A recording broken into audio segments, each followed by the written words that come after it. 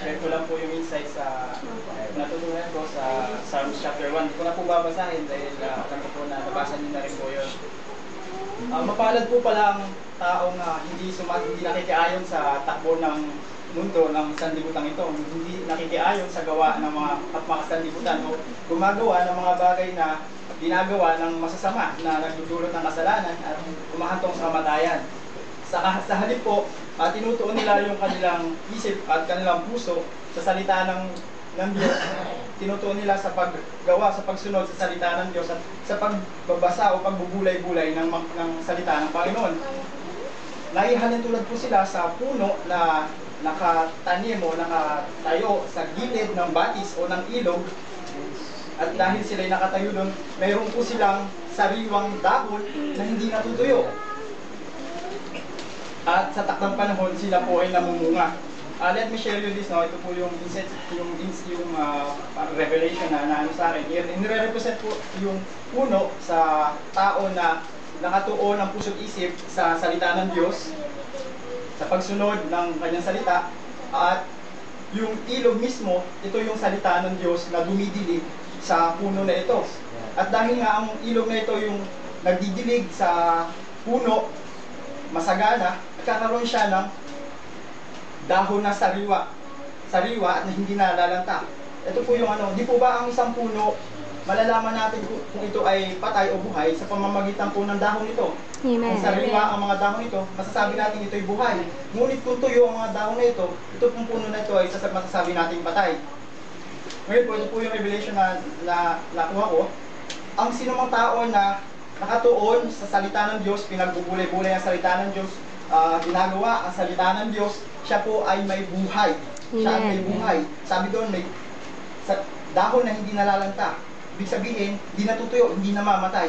Bukod siya ay may buhay, hindi lang pansamantala ang buhay na iyon na mapapasaan niya, kundi panghabang buhay. Habang buhay.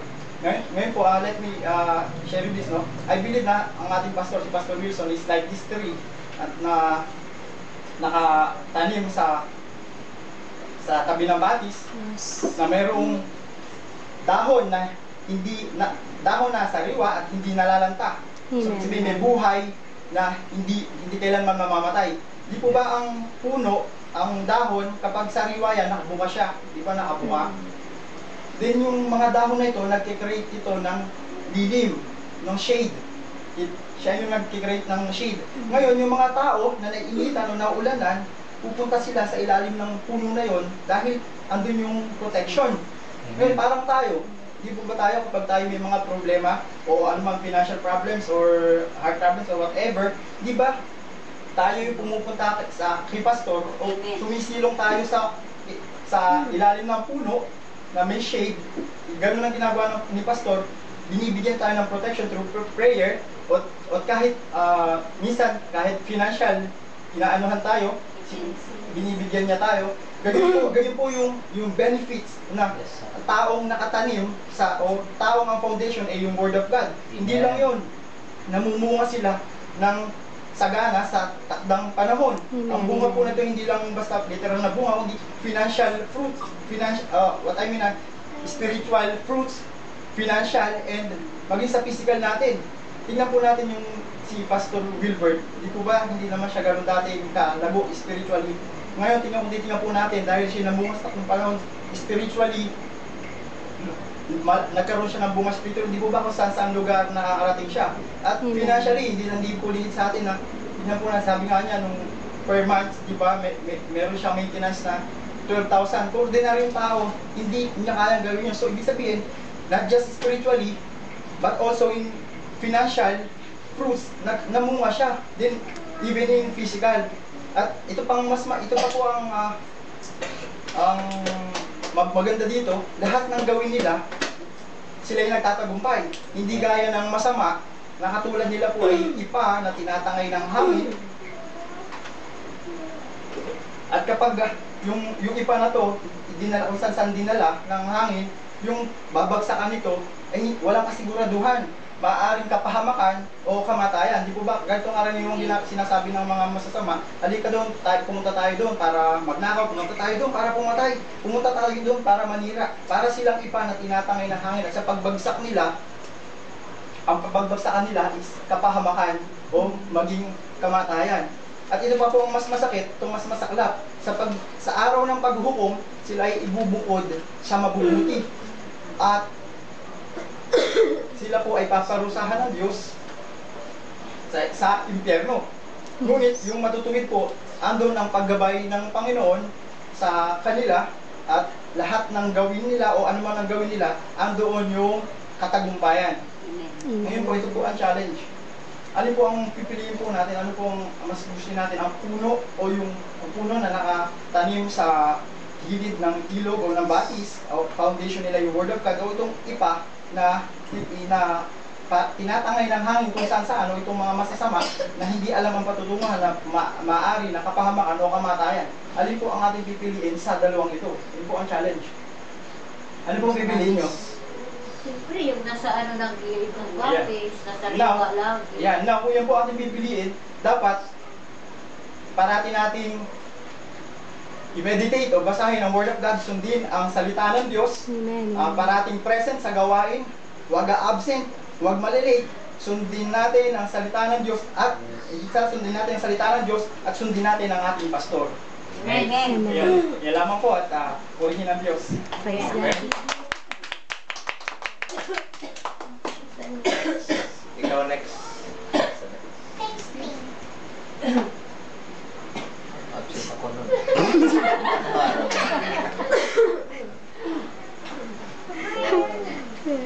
Yung ano, 1:15. Para masanay na kayo kasi simula na ako sa ano eh, sa Cavite, sa Saturday. Okay, so again, let's open our Bible to the book of John, chapter 15. John chapter 15, verse 16.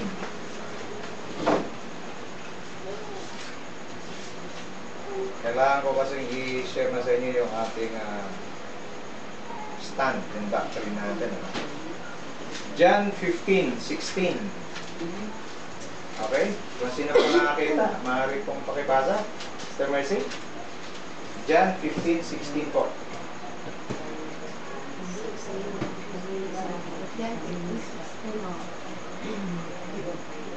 Hindi ninyo ako pinili. Kayo ang pinili ko. Pinili ko kayo upang kayo'y magbunga at manatili ang inyong bunga upang ang anumang tingin ninyo sa Ama sa aking pangalan ay ibibigay sa inyo. Hallelujah.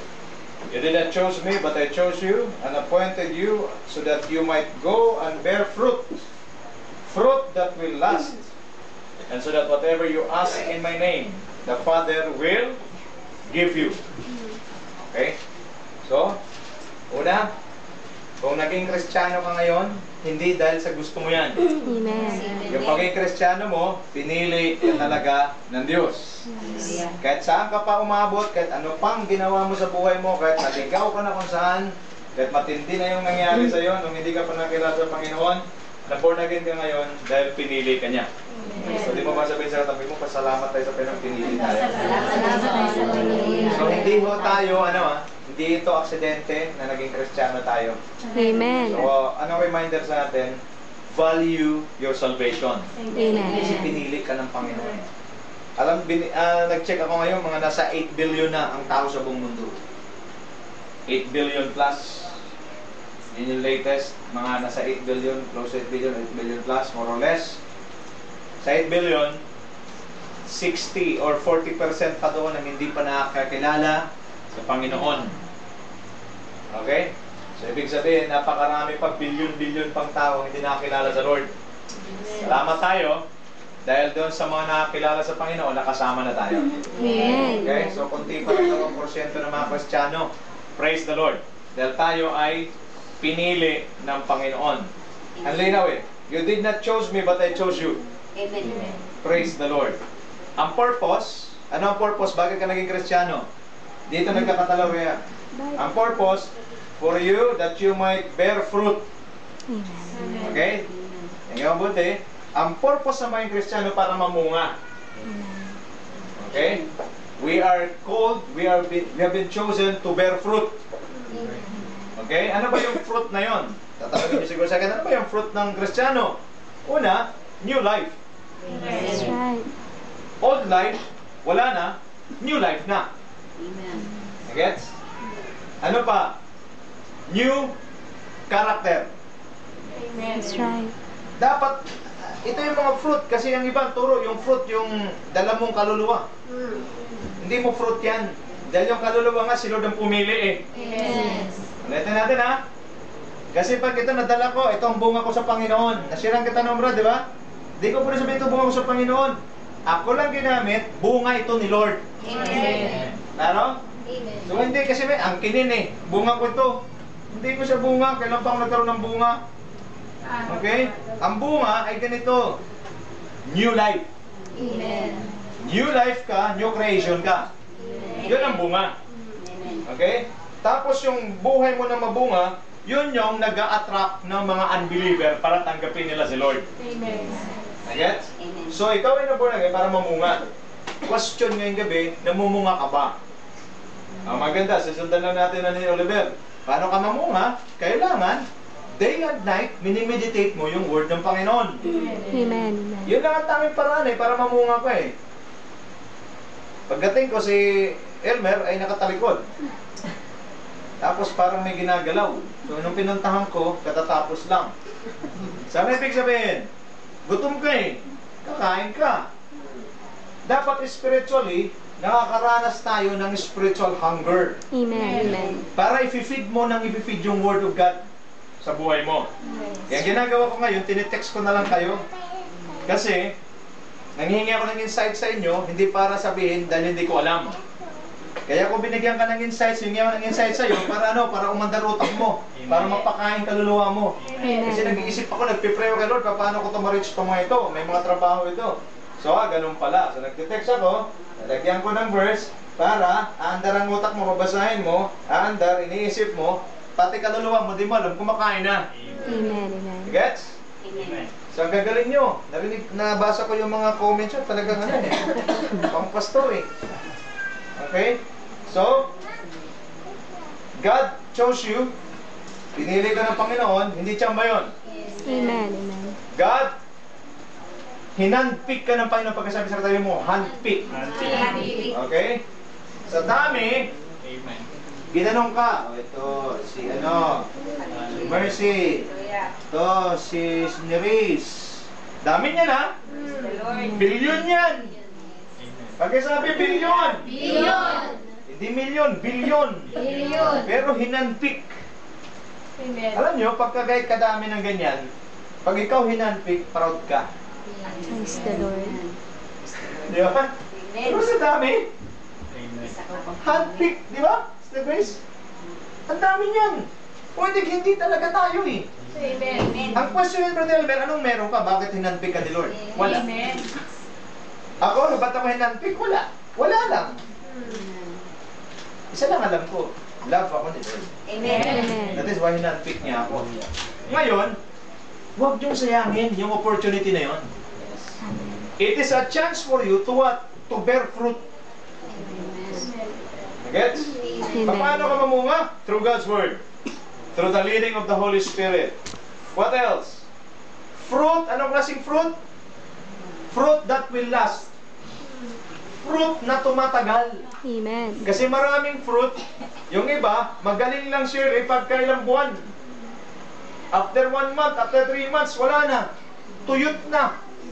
Yung fruit ng tunay na Kristiyano, because alam niya, pinili siya ng Panginoon, alam niya na handpick siya ng Lord, alam niya na yung Spirit ng Lord nasa kanya, alam niya na new creation na siya, alam niya na siya merong new life, ano nangyayari? Namumunga. At yung bunga ng tunay na Kristiyano, malalaman niyo ito ha, check niyo sarili niyo, sarili ko check ko rin, Alam mo na tunay na Kristiyano ka pag yung bunga mo, yung buhay mo, yung pagbabago, at yung bunga na pagbabago ng ugali, tuloy-tuloy, tunay kang Kristiyano kasi ramdam mo sa loob mo, sa espiritu mo, ng espiritu ng Diyos nagpapatunay na anak ka nga. Amen. Kaya yung mga magaling lang sa simula, after 3 weeks, 3 months, nawawala, false yun. Maraming ganun.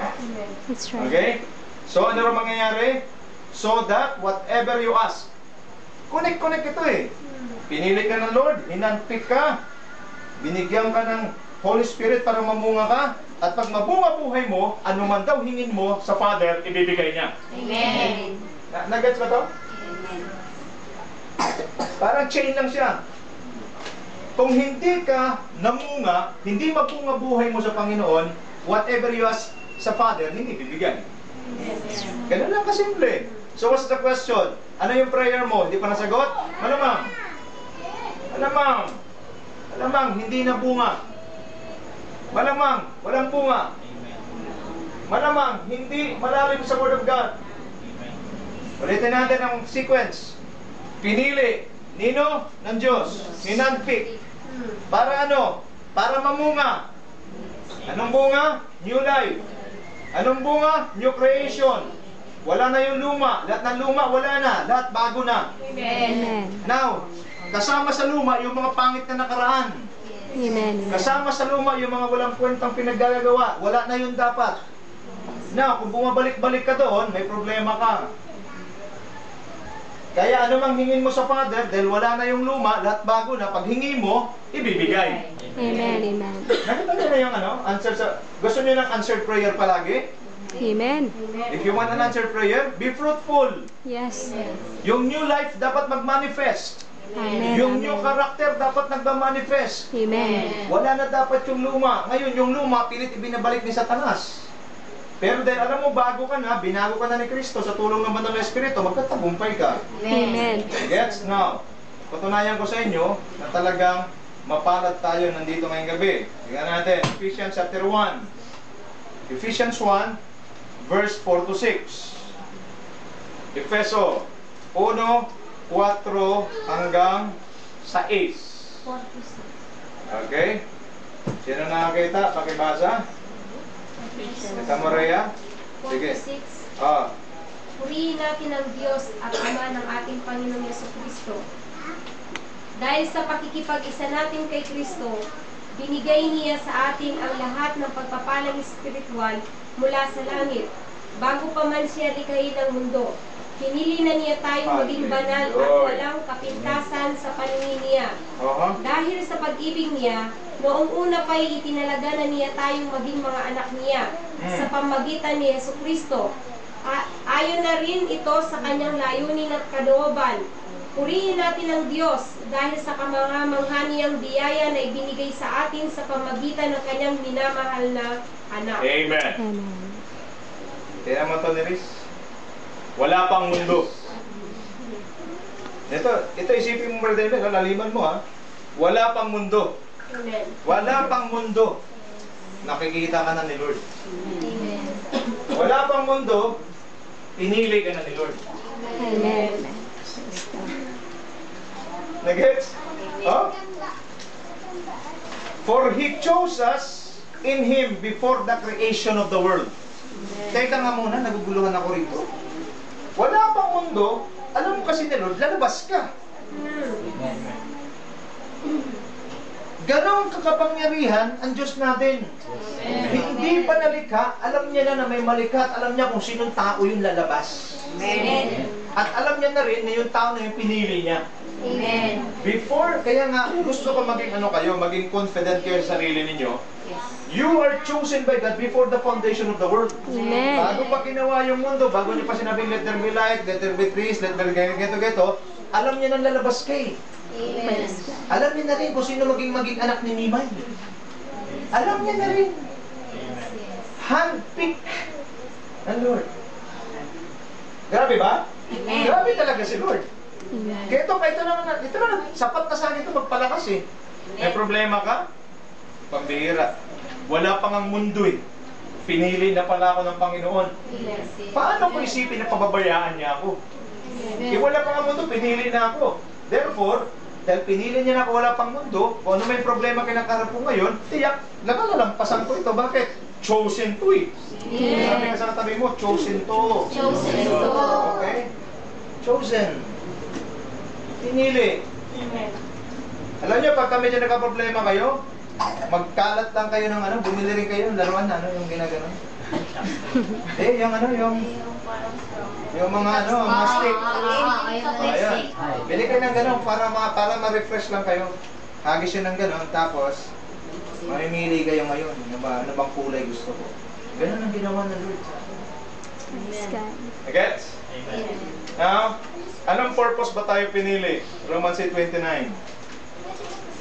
For those God foreknew, He also predestined to be conformed to the image of His Son, that He might be the firstborn among many brethren and others. Okay? Anong purpose ng pagiging Kristiyano? To be like Jesus. Amen. Okay, ulitin ko ha. Anong purpose ng maging Kristiyano? To be like Jesus. Are you living like Jesus? We must. Kung hindi pa, simulan mo na. Amen. Kasi bago ka pa maligtas, nakita ka na ng Diyos, pinili ka na niya, para ano? Para i-conform, para i-conforme, para iparehas kanino? Sa kanyang anak. That's right. Sino to? Jesus Christ. 1 John 2:6, if we say that we are in God, let us walk and live like Jesus. Amen. Makinig kayo sa akin. Natuklasan ko kung ano yung paraan. Tuturo ko sa yung sekreto. Natuklasan ko na kung ano yung paraan na maging victorious ka sa life mo. Natuklasan ko na yung paraan kung paano sagutin ang prayer mo kahit gaano ka imposible. Natuklasan ko na rin yung paraan kung paano ka maging masaya sa gitna ng problema. Napakasimple lang. Paano? Live like Jesus. Amen. Amen. Alam mo itong araw na to? Ang sarap yung araw. Simulan niyo yung araw niyo kasi sinimulan ko kanina. Gumising kayo na walang ibang iniisip kundi i-please si Lord Jesus Christ. Amen. Amen. And if you please the Lord Jesus Christ, you will avoid sin. That's right. Ang unang-una mong iwasan, sin. That's right. Diba? Do you understand this? Amen. Sin ang pinakauna-una mong iwasan. Bakit? Pakita ko sa inyo. If you sin, na mangyayari? You will miss your blessings for the day. That's right. What? Amen. Amen. If you sin, you will miss your blessings for the day. Amen. Amen. Alam mo ba, nalaman ko, araw-araw mayroon palang blessing ang Lord sa atin every day. Amen. Every day yun ha. That's right. Kanta yan. The steadfast love of the Lord never ceases. His mercies never comes to an end. They are new Every morning. every Morning. So every morning, there's a new blessings prepared for you by God. Amen. Praise Pag the yung Lord. sin, temptation, dumating sa'yo, pinatulan mo, mag-fall ka sa sin, you will miss the blessing. That's Ito right. pa masaklap. Alam masaklap? You miss the blessings and you are obliged to what? To pay the consequence. That's right. Awa? Wala ka ng blessing, obligado ka pang bayaran yung consequence ng sin mo. Now, pabibigatin pa natin. Every sin you committed, there is always a corresponding consequence. That's right. Maaaring ginawa mo yung sin, di pa kagad ngayon. Mamumunga. Amen. Amen. Diba? Naghihintay lang yun ng maturity. Parang tanim. Nagtanim ka ng kamatis. Di man mamunga yun. It takes time. Pero, ito nakakatakot mga kapatid. Avoid sin. Why? Because the consequence is always there. It will hunt you. That's right. Hahantingin ka ng consequence. Di ka talaga makakawala. That is why Jesus lived on earth without sin. When He ministered, power flows. Amen. Amen. Hindi niyo mabuti ha. Pag si Kristo nag-minister dahil walang sin sa buhay niya, dumadaloy ang kapangyarihan. Amen. Pag si Kristo nag-preach, dumadaloy ang kapangyarihan. Bakit? Walang sin sa buhay niya. Amen. Amen. Never mong makita si Kristo na hindi sinagot ng Ama. Amen. Why? Because there is no sin in His life. That's right. Anong pattern ng Ambassador for Christ? Kaya nga, Ambassadors for Christ. Anong pattern natin? Sino model? Jesus Christ. Live like Jesus, blessings will flow. Live like Jesus, power will flow. Amen. Live like Jesus, anointing will flow. Live Amen. like Amen. Jesus, peace will overflow your Amen. spirit. Amen. Everything, the best from heaven. Don't you know? One thing, last thing. Jesus lived on earth under an open heaven. Praise the Lord. As ambassadors for Christ, as people who are going to pursue Christ likeness, pwede ka na mabuhay sa ilalim ng bukas na langit. Amen. Avoid sin. Ayokong pahirapin at ayokong bigyan tayo ng maraming turo. Kunti lang ang gusto ipagawa sa atin ng Diyos. Ano lang? Avoid sin. If it is sin, say no. If it is God's will, say yes. Amen. Wala na. Ganun lang kasimple. Kaya nakita ko si Kristo, even devils, pag nakaharap niya, nagmamakaawa yung demonyo. Huwag mo kaming saktan. Bakit? Because the power of God the Father ay nag-overflow sa buhay niya. Bakit? God the Father or God can only connect to you if your life is clean. Amen. Amen. If your life is clean, blessings will overflow. Amen. If your life is clean, anointing will overflow. That's If right. your life is clean, ask whatever you wish, it will be given to you. That's right. Mga kapatid, Kristiyano na tayo. Amen. Amen. Don't you know that sin hinders your prayer? That's right. That's right. Psalm 66 verse 18, if I hid iniquity in my heart, the Lord will not hear me. Amen. Kung ako'y magtutuloy sa kasalanan, hindi ako pakinggan ni Yahweh. Isaiah 59 verse 2, ang kasalanan ninyo, okay, ang nagpapalayo sa inyo sa Diyos at nagpapapihit ng kanyang mukha.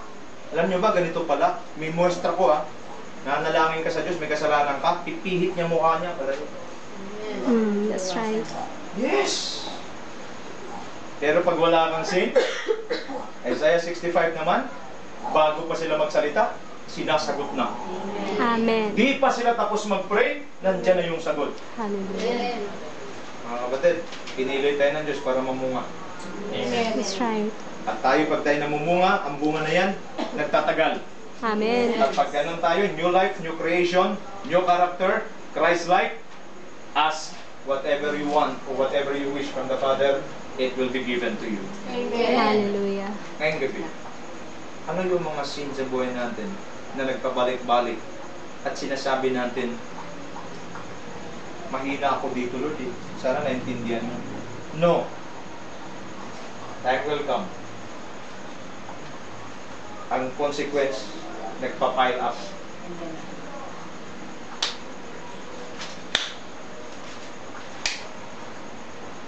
Pag masyado ng mataas, ano nangyayari? Guguho yan. Ang nakakalangkot na balita, pag gumuho yan, sa iyo babagsak. That's right. Amen. Sa Bible, sa John chapter 8, ang Kristiyano na patuloy na gumagawa ng kasalanan, ang description ng Lord alipin. Amen. Kaya example, si Oliver tsaka si Benny, bahay nila ito, kumuha sila ng kasambahay. Russian, example. Social, di ba? Russian yung inyong kasambahay. Oo. Yung kasambahay, pag nandito, pwedeng kumain ng kinakain nila. Ha? Pwedeng gumamit. Lahat dito, manood ng TV, bahala sila. Bahala siya. Pero pagdating sa mana, wala siyang mana. Amen. Amen. Pwede siyang kumain yan, pwede siyang matulog yan. Pagdating sa mana, wala. Yan ang description ng mga Kristiyanong nagpapatuloy sa kasalanan. Nakaka-partake ng blessing sa Bible study, nakaka-partake ng blessing sa church. Pag mayroong kainan, nandun din. Pag mayroong pagpupuspos ng presensya, naroon din. Pero pagdating sa inheritance, anong inheritance? What's the difference ng inheritance? It's a buffet. Buffet lang yan yung nasasamahan niya. Hindi naman palagi may buffet. Yes. Anong inheritance? Kahit wala siya sa church, nag-uumapo spirito niya sa Diyos. Amen. Anong Amen. inheritance? Kahit may mabigat na problema, puspos siya ng kapayapaan. Amen. Yun ang wala, yung mga nasa kasalanan. Pero pag ikaw ay anak, ano ang anak? Hindi nagpapatuloy sa kasalanan. Amen. Kaya pag ang alipin, walang bahagi sa bahay. Pero ang anak, siya ay mananatili sa bahay magpawalang hanggan. Amen. The son dwells in the house forever. Amen. Nagets? Si Joshua at si Janjan, hindi niya magpapaalam pa, pwedeng makiinom. Diretso na lang yan, bukas. Nagreklamo pa nga minsan eh. Ba't wala masyadong malamig? Ba't di ka naglagay? Okay? Anak eh. Tama? May mga rooms ako sa bahay, di na yan kumakatok. Diretso yan. Kaya minsan, nandun ako sa may pinto, bubukas. Okay? Kumatok ka naman. Wala eh, anak eh. Nagets? If you are a son, ano yung son? Hindi nagpapatuloy sa kasalanan. Anong gagawin ng son? Kahit saan, pwede siya mag-roam around. Tama? Pwede siya mag-roam around sa bahay. Lahat na nandiyan sa bahay, kanya. Ganun din sa Lord. If you do not commit sin, if you're a son, if you're really a child of God, you stop sinning, ano mangyayari?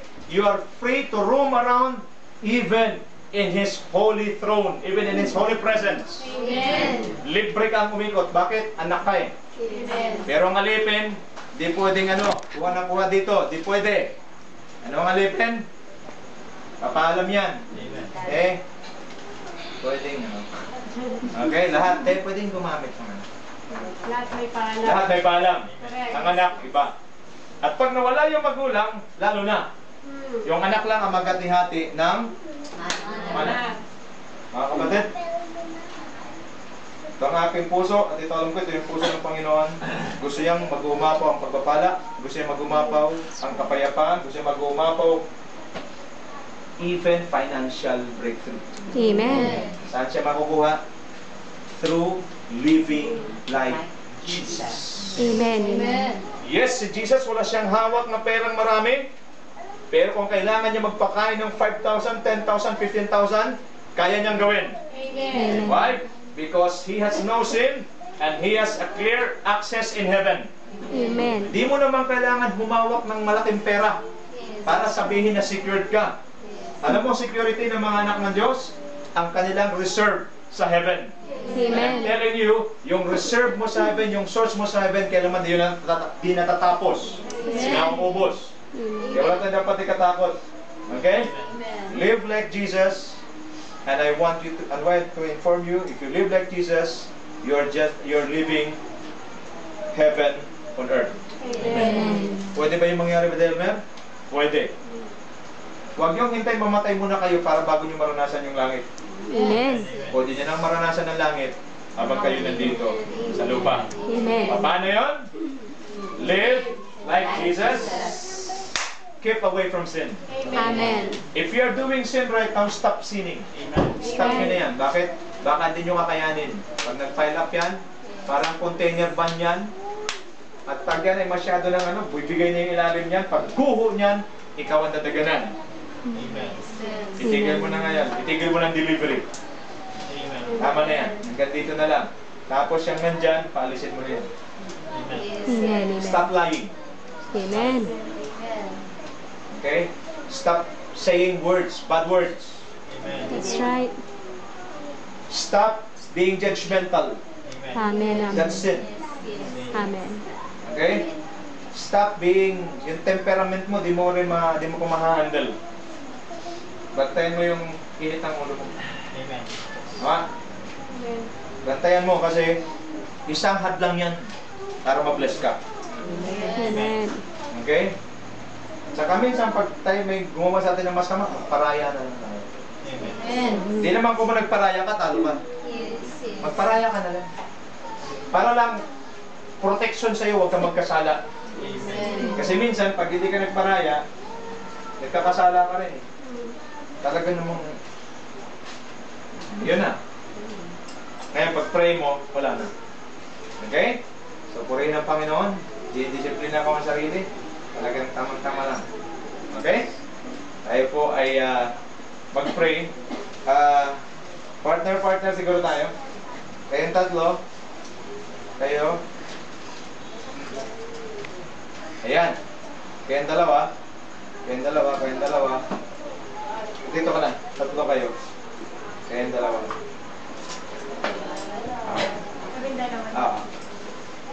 Tapos ikaw, Eliza. Kayo ni Joy. Okay? So, purihin ng Panginoon. Mag-pray tayo. Kung ano yung gusto niyo ipag-pray sa Panginoon ngayong gabi. Pag-pray mo yung partner mo, kayong grupo, na malakaran na natin yung Christ-likeness. Amen. Amen. Because yan lang ang tanging paraan Yes. para ma-bless tayo ng Panginoon. Amen. Okay? When he prayed, God answers. When he preached, anointing flows. Pag siya ay mayroong kailangan, pag may pinagpipray sa may sakit, dumadaloy ang kapangyarihan. Bakit? Hebrews 4:15 ang sabi, he was tempted but yet without sin. Ang Kristo nating nire-represent ay walang kasalanan. Dapat ang representative wala rin ginagawa ng kasalanan. Amen. Sa tulong ng Holy Spirit, sa tulong ng wisdom ng Panginoon, malalampasan natin yan. Mangyari sa akin, mangyari din yan. Hallelujah. Okay? Sige, mag-pray.